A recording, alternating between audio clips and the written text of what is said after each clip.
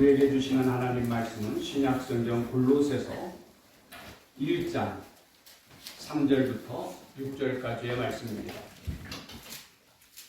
골로새서 1장 3절부터 6절까지의 말씀을 봉독해 드립니다. 우리가 너희를 위하여 기도할 때마다 하나님 곧 우리 주 예수 그리스도의 아버지께 감사하노라. 이는 그리스도 예수 안에 너희의 믿음과 모든 성도에 대한 사랑을 들었으며 너희를 위하여 하늘에 쌓아둔 소망으로 말미암음이니 곧 너희가 전에 복음 진리의 말씀을 들은 것이라. 이 복음이 이미 너희에게 이르매 너희가 듣고 참으로 하나님의 은혜를 깨달은 날부터 너희 중에서와 같이 또한 온 천하에서도 열매를 맺어 자라는도다. 아멘. 찬양대의 찬양으로 하나님께 영광을 돌립니다.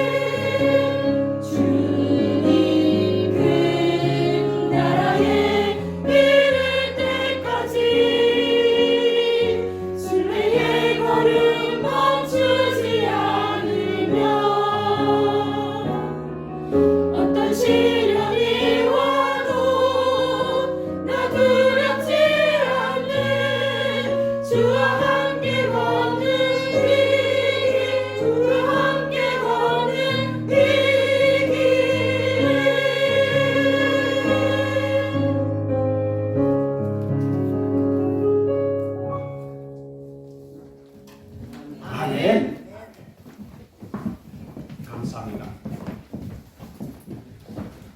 건강이 얼마나 소중하고 귀합니까? 사람들이 보통 인사하면서 건강하세요 하고 인사를 하고 또 축복할 때도 건강하게 사세요 하며 축복을 하죠. 그만큼 건강이 소중하고 귀할 것입니다. 이런 유머가 있죠. 똑똑한 여자는 예쁜 여자를 못당하고, 예쁜 여자는 시집 잘 간 여자를 못당하고, 시집 잘 간 여자는 자식 잘 둔 부모를 못당하고, 자식 잘 둔 여자는 건강을 못당한다. 건강이 최고라는 거죠. 그런데 세월 앞에 장사 없다고 건강한 여자도 세월을 못 당합니다. 늙으면서 약해질 수밖에 없고 병에 걸릴 수밖에 없죠. 오직 믿음으로 사는 사람이 세월을 이길 수 있습니다. 아멘. 왜냐하면 믿음으로 사는 사람은 부활의 산 소망이 있으니까요. 아멘. 믿음으로 사는 사람은 몸은 늙어져도 그 심령은 날마다 더욱 새로워집니다. 아멘. 그러므로 우리 믿음의 사람들은 하늘의 소망 가운데서 언제든지 즐거워하며 아멘. 감사하며 아멘. 살아갈 수 있습니다. 아멘. 골로새 교회는 하나님으로부터 또한 사람들로부터 칭찬을 받을 수 있는 좋은 교회입니다. 바울은 골로새 교회에 편지를 쓰면서 골로새 교회를 위하여 기도할 때마다 하나님 아버지께 감사한다라고 말씀을 하셨는데, 골로새 교회에 어떤 점을 칭찬하고 어떤 점을 감사한다고 했어요? 첫째는 환난을 이긴 큰 믿음을 감사한다고 하였고, 또 둘째는 성도들이 서로 사랑하는 것을 감사한다고 했고, 셋째는 하늘의 소망 가운데서 살아가는 것을 감사한다고 했어요. 오늘은 이어서 6절에 하나님의 은혜를 깨달은 날부터 라고 하는 제목으로 함께 은혜를 받고자 하는데, 6절 말씀을 같이 다시 읽어보십시다. 6절 말씀 시작. 이 복음이 이미 너희에게 이르매 너희가 듣고 참으로 하나님의 은혜를 깨달은 날부터 너희 중에서와 같이 또한 온 천하에서도 열매를 맺어 자라는도다. 아멘. 오늘 설교 제목이 하나님의 은혜를 깨달은 날부터입니다. 한번 따라해 보십시다. 하나님의 은혜를 깨달은 날부터. 아멘. 하나님의 은혜를 깨달은 날부터 그랬는데, 우리가 어떻게 하나님의 은혜를 깨달을 수 있게 되었어요?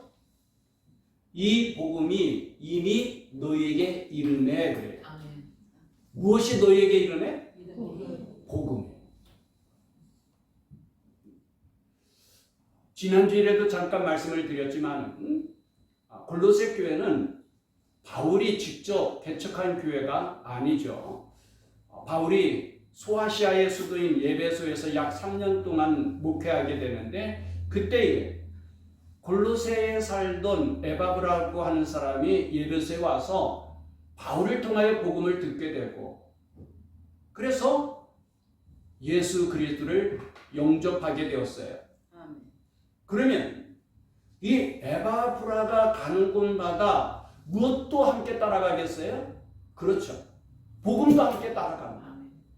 에바브라가 자기의 고향인 골로새에 가서 복음을 전하게 될 때에 거기에 많은 사람들이 또한 예수를 믿고 구원받고, 그래서 세워진 교회가 골로새 교회입니다.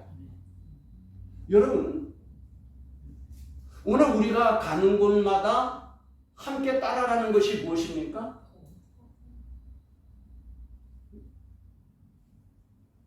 예배를 마치고 돌아갈 때에 여러분들 몸만 가는 게 아니죠.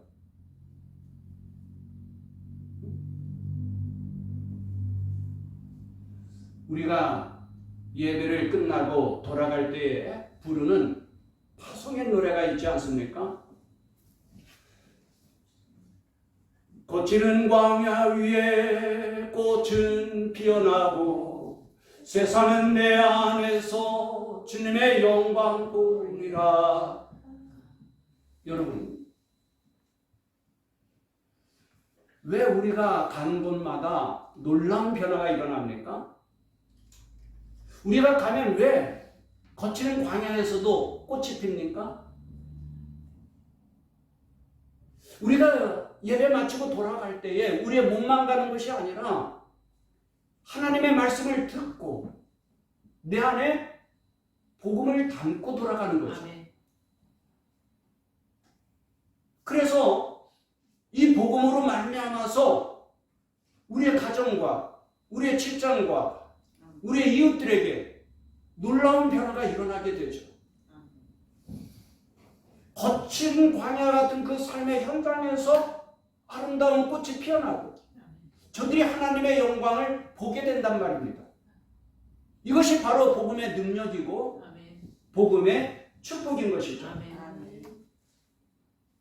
창세기를 보면은 인류의 모든 문제가 죄로 말미암아 시작된다는 것을 우리에게 가르쳐 주셔요. 사람은 하나님의 은혜 가운데서 살아야 되는데 하나님의 말씀을 거역하고 죄를 범함으로 말미암아 하나님을 멀리하게 되고 하나님의 은혜를 받지 못하게 돼요. 그로 인하여서 가시에 찔리는 아픔과 고통과 괴로움 속에서 살다가 반드시 죽으리라고 하였는데 죽을 수밖에 없게 되고 이 죄로 말미암아 죽으면 하나님의 심판을 받아서 영원한 지옥의 형벌을 받을 수밖에 없게 되었단 말이에요.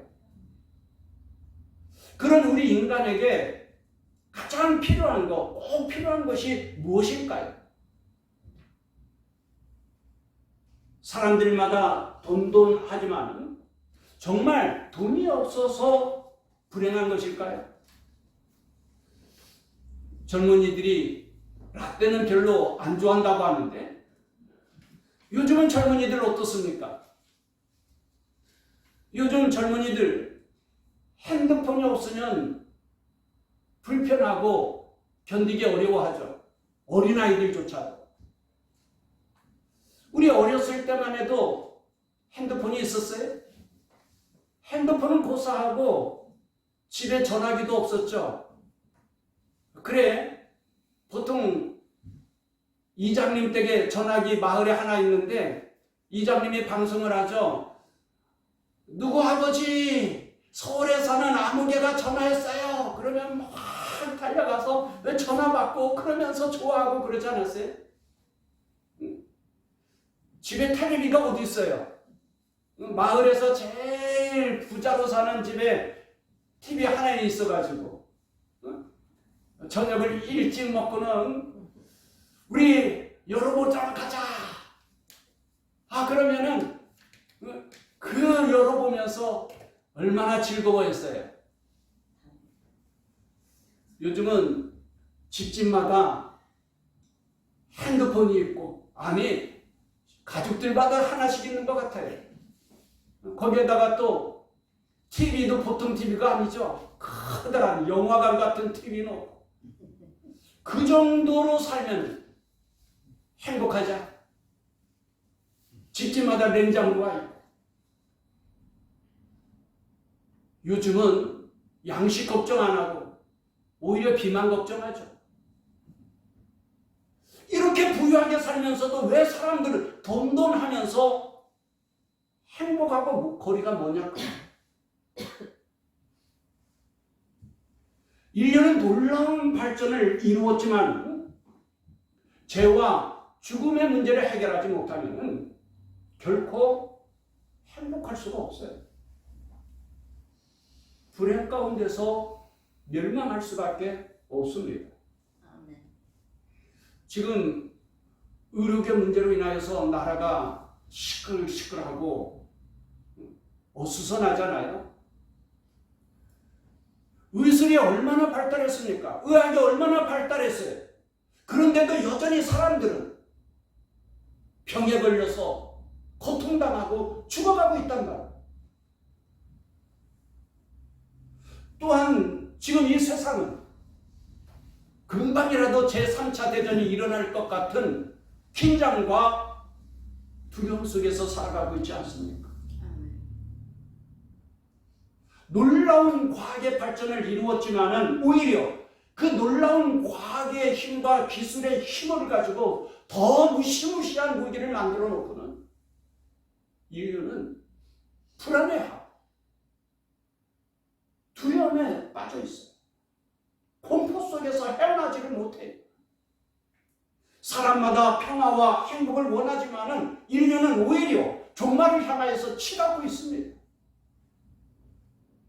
이런 오늘의 인류 문제에 있어서 가장 중요하고 가장 필요한 것이 무엇일까요? 바로 하나님의 말씀, 복음입니다. 아멘. 왜냐하면 오직 복음만이 죄의 문제를 해결할 수 있고 아멘. 오직 복음만이 저주와 사망으로부터 구원할 수 있으니까요. 아멘. 이 복음이 이미 너희에게 이르매 아멘. 너희가 듣고, 이 복음이 이미 너희에게 이르매 너희가 듣고, 에바브라로 인하여서 복음이 골로새까지 갔어요. 그래서 골로새 사람들 중에 많은 사람들이 복음을 듣고 믿음이 생겼어요. 듣고.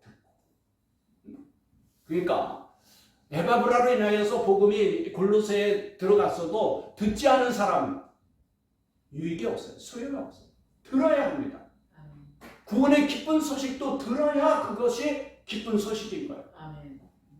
우리가 은혜를 받고 구원을 받기 위해서는 가장 먼저 들어야 합니다. 아멘. 이사야서 55장 3절에 너희는 귀를 기울이고 내게로 나와 들으라. 그리하면 너희의 영혼이 살리라. 내게로 나와 들어라. 은혜의 보좌 앞에 나와서 하나님의 말씀을 들으라는 거예요. 그리하면 너희 영혼이 살리라. 아멘. 내가 너희를 위하여 영원한 언약을 맺으리니 곧 다윗에게 허락한 확실한 은혜입니다. 말씀을 들어야 우리가 영혼도 살고 은혜도 받을 수 있죠. 아멘.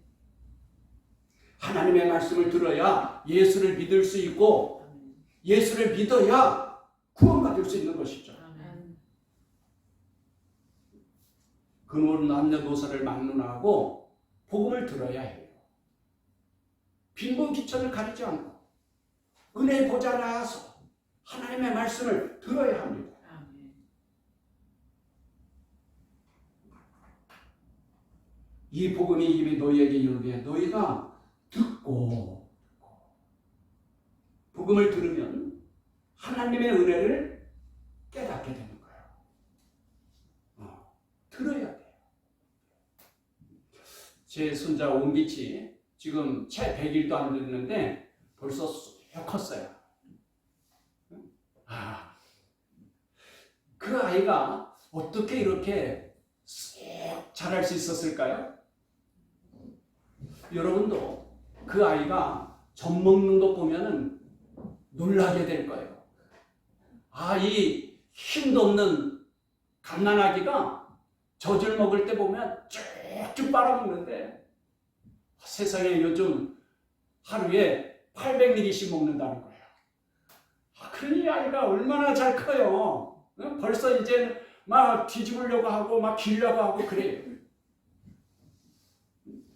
베드로전서 2장 2절에 갓난아기들 같이 순전하고 신령한 젖을 사모하라.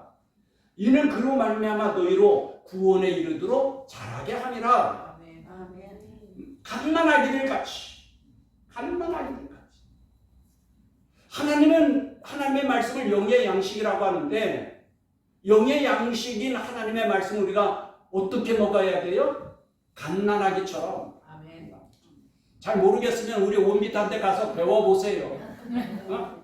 이 어린 것이 젖을 먹을 때 보면 쭉쭉 빨아먹잖아요. 우리도 그렇게 복음을, 하나님의 말씀을 먹어야 된다. 우리 김순자 집사님이 말씀하신 것처럼 아멘 아멘 하면서 말씀을 먹으세요. 그래야 믿음이 생기게 되고 믿음이 자랄 수 있죠.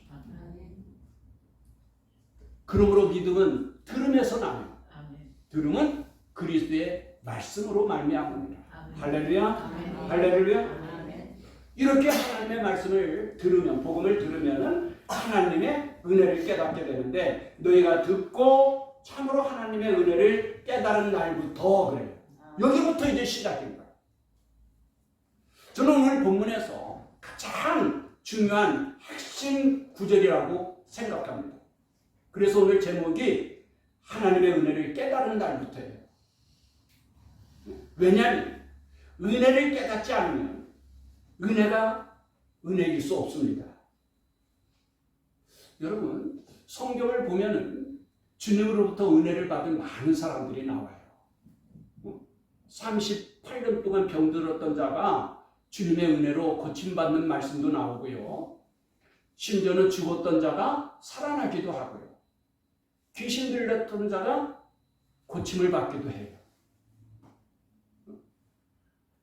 그 오스카 와일드라고 하는 작자가 바로 복음서에 나오는 이러한 은혜 받은 자들을 배경으로 해서 소설을 썼는데, 지옥의 단편이라는 소설을 보면은 주님으로부터 은혜 받은 자들이 나중에 어떻게 살았는가라는 것을 본인이 이제 상상하면서 쓴 소설입니다. 거기에 보면 예수님께서 길을 가는데 알코올 중독자를 만나게 돼요. 이 알코올 중독자가 예수님을 보면서 말합니다. 주님, 저는 본래 절름발이었는데 주님이 나를 고쳐주심으로 인하여서 내가 이렇게 불쌍하고 불행한 사람이 되고 말았어요. 차라리 내가 절름발이었을 때는 구걸하면서라도 살 수가 있었는데 주님이 나를 고쳐주심으로 인하여서 이제는 구걸에도 도와주는 사람도 없고요. 내가 마땅히 할 수 있는 일도 없고요.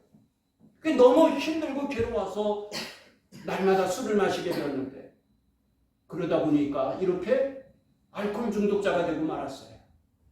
그러면서 주님을 탓하고 원망을 합니다. 이번에는 창녀를 만났어요. 그 창녀를 책망하려고 하는데 이 창녀가 그러는 거예요. 주님이 나를 구원해 주셨을 때 나는 하나님의 딸로서 참으로 기쁘고 행복하게 살 수 있었어요. 하지만 얼마 못 가 돈이 다 떨어지고 나면 내가 할 수 있는 일이 없잖아요. 먹고 살아야 하겠기에 할 수 없이 나는 또다시 몸을 팔면서 살 수밖에 없었어요. 다음에는 깡패를 만났어요. 깡패가 예수님께 그럽니다. 주님, 저는 본래 보지 못하는 시각장애인이었어요. 근데 주님이 나를 고쳐주심으로 말미암아 내가 이렇게 나쁘고 악한 사람이 되고 말았어요. 내가 눈을 뜨고 보니 세상은 너무나도 불의하고 부정하고 타락한 것으로 가득하여 너무나도 안 입고 더러운 일들을 당하게 돼요. 그래서 돈 많은 부자와 힘 있는 권력자들과 싸우기 위해서는 내가 조폭이 될 수밖에 없었어요. 한결같이 주님으로부터 은혜를 받은 사람들인데 다 주님 때문에 이렇게 불쌍하고 불행하게 됐다고 말하는 거예요. 물론 오스카 와일드라고 하는 사람은 예수님이 그러한 은혜를 베풀 때의 내용을 잘 몰라서 그렇죠. 예수님은 은혜를 베풀 때에 단지 몸만 고쳐준 것이 아닙니다. 주님은 언제든지 그 마음을 보시고 위로해 주시고 치료해 주시고 내 믿음대로 될지어다. 아멘. 아멘. 그러면서 그 영혼을 고치시고 소자야 네 믿음이 너를 구원하였도다. 아멘. 완전히 새 사람이 되도록 하신 거예요. 오스카 와일드가 말하는 것처럼 이런 죄인이 저런 죄인으로 바뀌어서 죄인의 자리로 그대로 있는 것이 아니라 주님은 온전한 새로운 사람으로 고쳐주셨던 거죠. 아멘. 하지만 이 오스카 와일드가 우리에게 시사해 주는 것이 있습니다. 아멘. 절름발이가 다리만 건강해진다고 해서 근본적인 문제가 해결될 수 있는 것은 아니라는 거죠. 본래부터 다리가 멀쩡하고 건강한 사람도 불행하게 사는 사람들이 얼마나 많습니까? 반대로 두 다리가 없어도 훌륭하게 사람들로부터 칭찬과 존경을 받으면서 살아가는, 행복하게 살아가는 사람들이 얼마나 많습니까? 사람의 근본적인 문제는 다리에 있는 것이 아니죠. 얼마나 은혜를 깨닫고 그 은혜에 감사하여서 그 은혜에 보답하는 마음으로 살아갈 수 있는가. 이것이 중요한 것이죠. 아멘. 오스카 와일드는 은혜를 받는 것보다 은혜를 깨닫는 것이 더 중요하다는 것을 우리에게 가르쳐주고 있어요.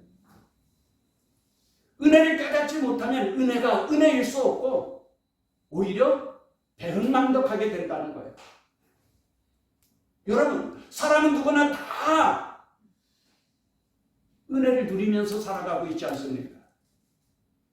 태어나면서부터 지금까지 우리는 은혜 속에서 살아가고 있는 거잖아요. 태어나면서부터 산소를 마음껏 들이마실 수 있고요. 물을 마실 수 있고요. 햇빛을 받을 수 있고요.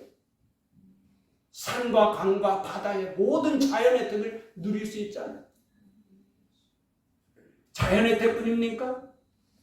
수십 년 동안 나를 먹여주시고 나를 입혀주시고 나를 돌봐주신 부모님의 은혜가 있잖아요. 나에게 좋은 친구가 있고 사랑하는 사람이 있다는 게 얼마나 큰 복입니까? 우리가 누리고 있는 그 많은 은혜 깨닫지 못하면 은혜일 수 없어요.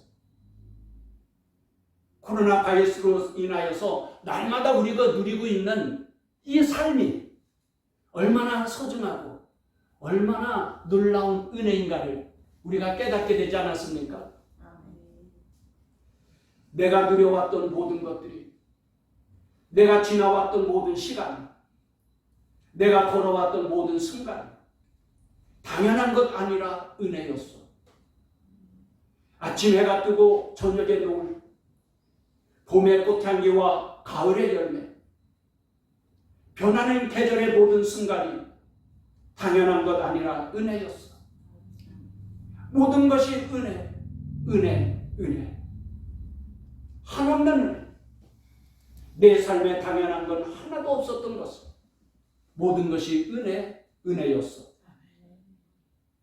내가 이 땅에 태어나 사는 것, 어린아이 시절과 지금까지 숨을 쉬며 살며 꿈을 꾸는 삶, 당연한 것 아니라 은혜였어. 내가 하나님의 자녀로 살며 오늘 찬양하고 예배하는 삶, 복음을 전할 수 있는 축복이 당연한 것 아니라 은혜였어.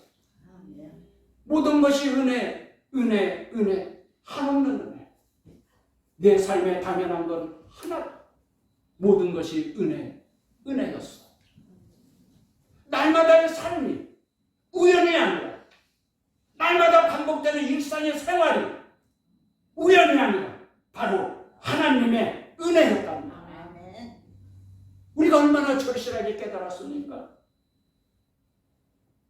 은혜는 깨닫기 전에는 절대로 은혜가 아닙니다. 오히려 받지 못한 은혜 하나 때문에 불편하고 원망하기 싫고, 내게 없는 그 하나 때문에 내가 슬퍼하고 불행한 자처럼 괴로움 속에서 살아가게 돼요. 먼저는 은혜를 깨달아야 됩니다. 아멘. 이렇게 은혜를 깨닫게 되면 어떤 변화가 있어요? 첫째로는 은혜를 깨달으면 감사하는 사람이 됩니다. 아멘. 은혜를 깨달으면 어떤 사람이 돼요? 감사하는 사람. 지난주에도 설명을 드렸지만 이 골로새서는 옥중서신이에요. 바울이 옥중에서 쓴 편지입니다. 그러니 이 감옥에서 얼마나 괴롭고 답답하고 불편했겠어요? 그런데도 바울은 이 옥중서신 골로새서를 쓰면서도 제일 먼저 서두에 무슨 말부터 합니까? 3절 말씀 다시 한번 읽어볼까요? 3절 말씀 시작. 우리가 너희를 위하여 기도할 때마다 하나님 곧 우리 주 예수 그리스도의 아버지께 감사합니다. 아버지 하나님께 무엇해요? 무엇하노라? 감사하노라. 여러분, 바울은 복음을 전하다가 매를 맞기도 하고 감옥에 갇히기도 하고 심지어는 돌에 맞아서 죽은 줄 알고 버림받기도 하고요. 추운 고통도 당하고요. 뭐 말할 수 없는 많은 박해를 당해요. 그럼에도 불구하고 바울은 늘 감사하면서 우리를 향하여서 주신 말씀이 뭐예요? 범사에 감사하라. 아멘. 감사하는 자가 되라. 아멘. 바울은 뭐가 그렇게 감사했을까요? 바울은 무엇보다도 자격이 안 되는 나를 주님께서 직분을 맡겨주셨다는 거예요. 아멘. 이게 너무너무 감사해요. 자격이 안 되는 나를 주님께서 직분 맡겨주셨다. 여러분, 세상의 직장에서도 그 직원을 뽑을 때에 아무나 뽑아요? 얼마나 어렵고 까다로운 시험을 치릅니까? 그러고 나서도 또 뭐예요? 면접을 하면서 이 사람 지난 날이 어땠는지, 인품은 어떤지 모든 거 다 살펴보고 합격돼야 우리 회사에 와서 일해도 줬어. 그러잖아요. 대통령이 장관 세울 때 인사청문회 하는 거 봤어요? 그냥 아무나 장관직 자리에 앉힙니까? 뽑고 뽑아서 골라서 그러고는 그것도 뭐예요? 청문회를 거쳐서 뭐 다들 쳐내죠. 그 어려운 과정을 다 거쳐서 그 자리 맡길만 하다 그럴 때에 장관직을 맡기죠. 그러면 이 사람이 어때요? 이것은 얼마나 자랑스럽고 영광스러운지 그야말로 가문의 영광으로 생각하죠. 그렇잖아요. 그런데 바울은 주님께서 누가? 주님께서 자격도 안 되는 나를 직분을 맡기셨다. 이게 얼마나 감사한지. 디모데전서 1장 12절에 나를 능하게 하신 그리스도 예수 우리 주께 내가 감사함. 나를 충성되이 여겨. 어떻게 여겨요? 충성되이 여겨. 내게 직분을 맡기시니 그래요. 이것 때문에 감사합니다. 여러분, 주님의 기준은 세상의 기준하고 달라요. 우리 주님은요, 오히려 능력 없는 자를 불러서 능력을 주시고요. 지혜 없는 자 불러서 지혜 주시고요. 약한 자를 불러서 강하게 하시고 부족한 자를 불러서 다 채우시고. 우리 주님이 원하는 거 딱 하나예요. 뭐예요? 충성이에요. 그 바울이 이게 너무너무 감사해서 주를 위해서 충성하는 게 어떻게 충성해요? 죽도록 충성하는 거예요. 순교하기까지 충성해요. 여러분, 예를 들어 보십시다. 우리 찬양대원이 된다는 것이 이게 보통 감사한 거예요. 하나님이 나를 구원해 주셨다는 것도 감사한데 나에게 찬양대원이라고 하는 직분을 주셨어요? 세상의 모든 일들은 다 지금과 함께 헛될 수밖에 없는데, 그렇죠? 세상의 모든 수고는 다 헛될 수밖에 없는데 영원히 썩지 않고 더럽지 않고 쇠하지 아니하는 하나님 나라를 위해서 하나님이 나를 찬양대로 세워주셨어요. 이게 얼마나 감사해요. 그런데 하나님을 모르고 은혜도 모르는 사람 찬양대원 된 것을 감사해 안 감사해? 이건 오히려 귀찮게 여기는 거예요. 그래서 하고 싶으면 하고 하기 싫으면 안 하고 제멋대로야. 그런 찬양을 하나님 기뻐하시겠어요?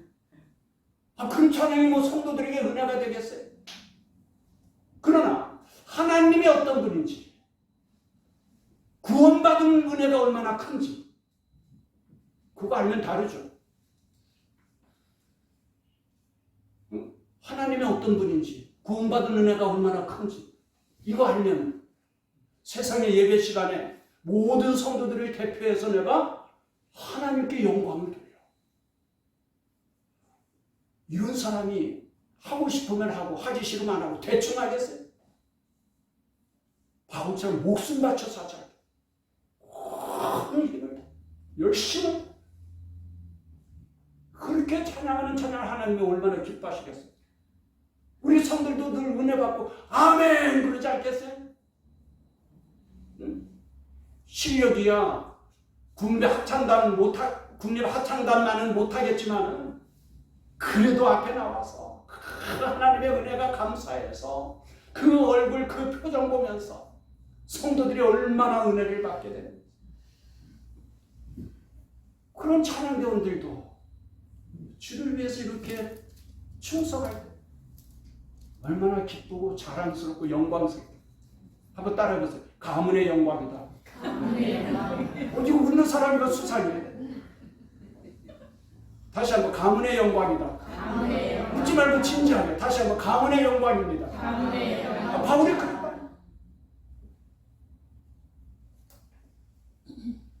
둘째로는 하나님의 은혜를 깨달으면 삶의 목적이 바뀝니다. 뭐가 바뀌어요? 삶의 목적. 여러분 삭개오가 예수님을 만나기 전에는 오직 돈이 전부야. 수전노처럼 인생의 목적을 돈에다가 두는 거야. 돈을 위해서라면 나라와 민족도 팔아먹을 지경이니까 매국노죠. 그런 삭개오가 예수님을 만나서 하나님의 은혜를 깨닫게 되니까 삶의 목적이 바뀌어요. 어떻게 바뀝니까? 삭개오가 주님께 이렇게 말하죠. 주여 보시옵소서 내 소유의 절반을 가난한 자들에게 주겠사오며 만일 누구의 것을 속여 빼앗은 일이 있으면 네 갑절이나 갚겠나이다. 돈이 인생의 전부였는데 그 소중한 돈을 뭐예요? 가난한 사람들을 도와주겠다. 목적이 바뀌었어요? 안 바뀌었어요? 바뀌었어요. 그리고 과거에 잘못된 것이 있으면은 4배로 갚아서 고치겠다. 회개줘. 요한복음 4장에 나오는 수가성의 여인 알죠? 이 여인이 예수님을 만나서 하나님의 은혜를 깨닫게 되니까 목적이 바뀌어요. 여러분 이 여인이 우물에 왜 왔었어요? 물 길러 왔잖아요. 그것도 정오에 사람들 눈을 피해서 만나기 싫어서. 그랬던 여인이 예수님을 만나고 나서 성경에 보면은 재미있는 것을 말씀하시는데 재미있는 사실을 뭐라고 말씀하시냐면 물동이를 버려두고 뭐를 버려두고? 물 길러 온 여인이 물동이를 버려두고 그리고 동네로 들어가서 그래요. 어디로 들어가? 동네 사람 만나는 게 싫어가지고 그 뜨거운 때양볕 내리치는 정오에 물 길러 온 사람이 사람들 만나러 동네로 들어갔대. 왜 들어갔어요? 예수님이 내 영혼의 목마름을 해결해 주셨다. 아멘. 그 내 영혼의 근본적인 문제를 고쳐주신 해결해 주신 그 예수님을 전하고 싶어서 견딜 수가 없어. 물 길러 온 것도 버려두고 그리고는 동네 사람들에게 가는 거. 그러면서 뭐라고 말해요? 내 지난 날 과거의 모든 것을 아시는 저분이 그리스도가 아니겠느냐. 그러면서 와서 보라.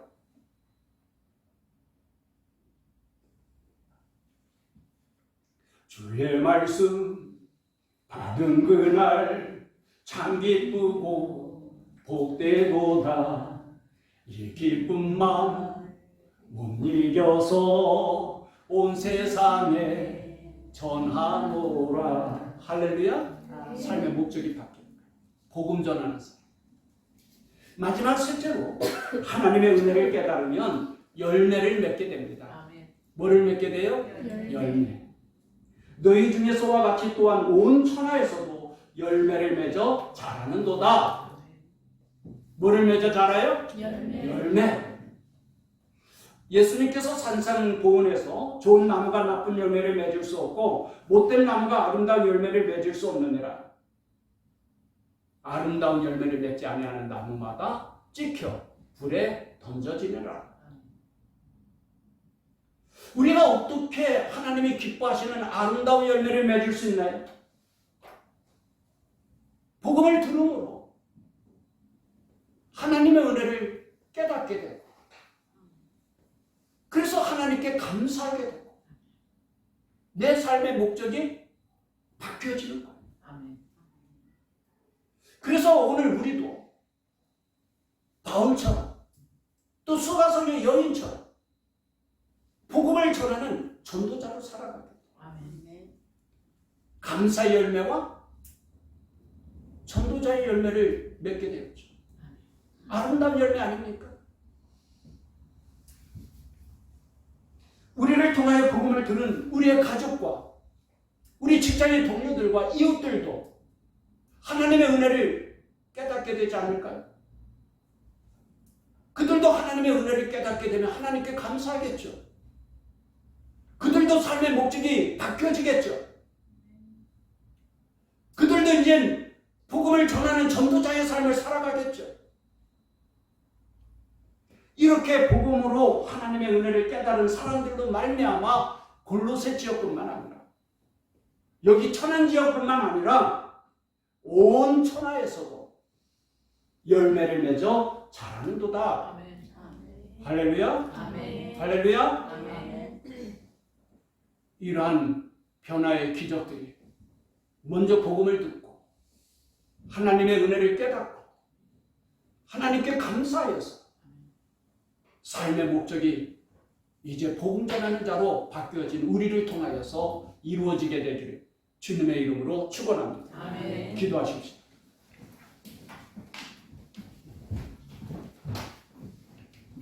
하나님 아버지 감사합니다.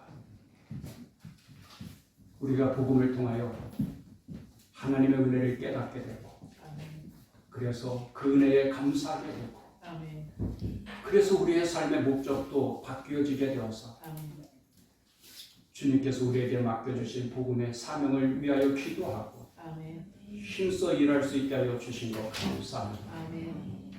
이로 인하여서 또한 온 천하에서도 아름다운 복음의 열매를 맺어 구원에 이르도록 자라게 하여 주옵소서. 아멘. 예수님의 이름으로 기도합니다. 아멘. 아멘. 일어나서 파송의 노래 후렴 부분 함께 부르겠습니다.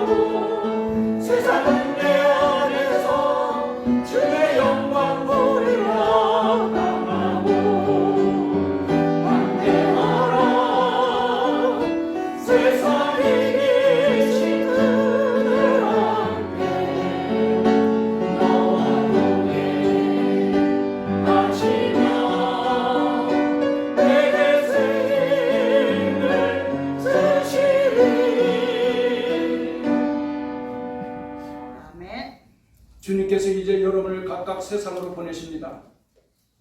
보냄받은 가정에서 또 직장에서 그리고 지역에서 그리스도의 제자로 전도하며 선교사의 삶을 사십시오. 주님께서 여러분과 항상 함께 하십니다. 여러분은 세상의 빛이요 수금입니다. 지금은 우리를 구원하신 예수 그리스도의 은혜와 하나님 아버지의 크신 사랑과 성령님의 교통하시며 충만하심이 하나님의 은혜를 깨닫고 감사하여서 아멘. 이제는 복음을 전하며 맡겨주신 사명을 감당하여 아멘. 우리 아버지 하나님께 영광을 돌리기를 결단하고 돌아가는 주의 자녀들 가운데 아멘. 영원토록 함께 하시기를 축원하옵나이다. 아멘. 아멘.